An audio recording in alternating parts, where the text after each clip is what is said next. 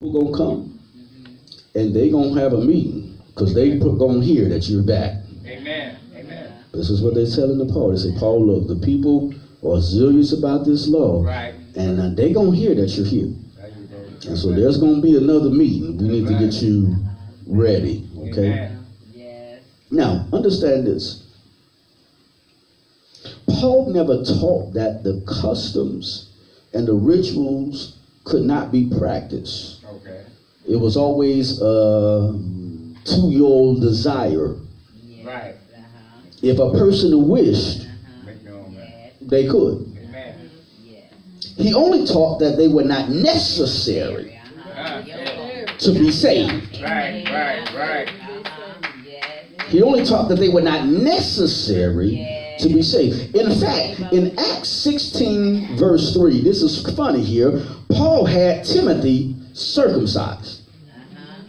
Now, Paul had Timothy circumcised, knowing that, why? Because Timothy's mother was Jew, Okay.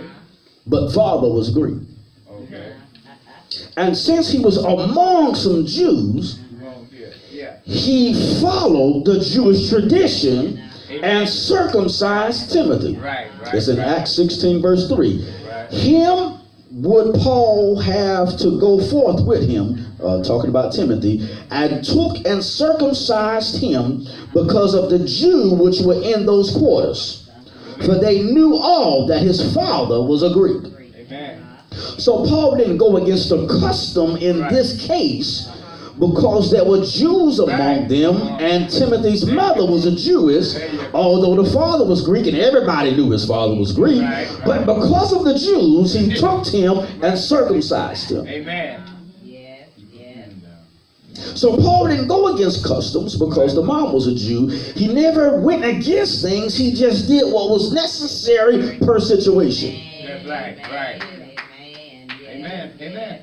He also taught in his epistles that the rituals and customs were a matter of personal preference. He did it in 1 Corinthians 7, verse 18.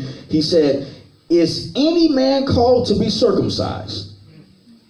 Then let him not become uncircumcised. Amen. Is any called in uncircumcision? Right. Let him not be circumcised. Right. Right. Right. He said in verse 19, circumcision is nothing and uncircumcision is nothing, but the keeping of the commandments of God. Amen. So then he said in verse 20, and I love verse 20, 1 Corinthians 7, verse 20 says, so let every man abide in the same calling wherein he was called. That's right.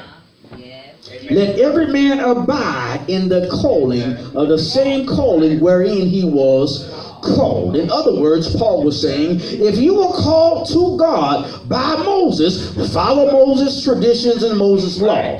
But if you were called to God through Jesus, follow Jesus' way, and don't be converted from what Jesus said and try to say, now you got to follow Moses.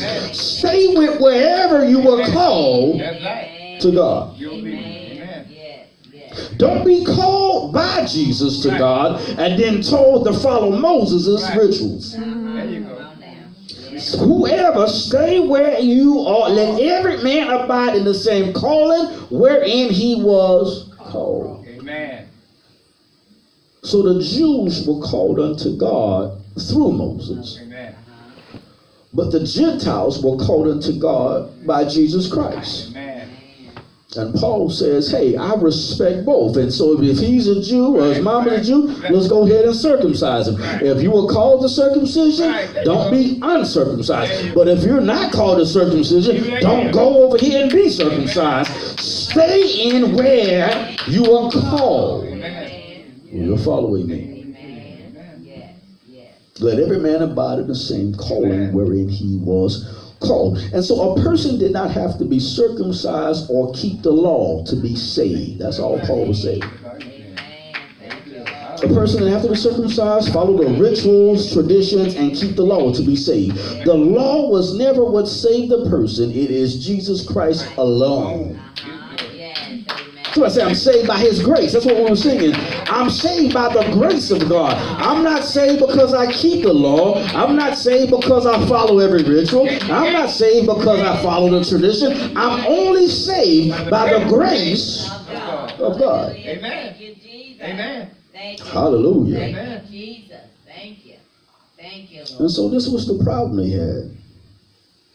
This is the problem they had. So remember that circumcision deal, when it was brought up to the apostles about the circumcision in Acts 15, the apostle said in verse 9, wherefore my sentence is that we trouble not them, which from among the Gentiles are turned to God. He says, don't trouble the Gentiles Amen. with our laws and tradition. That's right. That was the apostles. Right. In Acts 15, when they came together and had this discussion, should they be, shouldn't they be? I think they should. We are, so they should too. He said, hey, let's not trouble the Gentiles that are saved Right. with our traditions and customs. Yes, yes. Thank you. So Paul never said that the Jews had to forsake Moses. No. But he is about to be arrested and beaten like Jesus was, because the same Jewish church and their zeal for their traditions and laws of Moses hated on what he was saying. Amen. Yes, come on. Same way they did Jesus.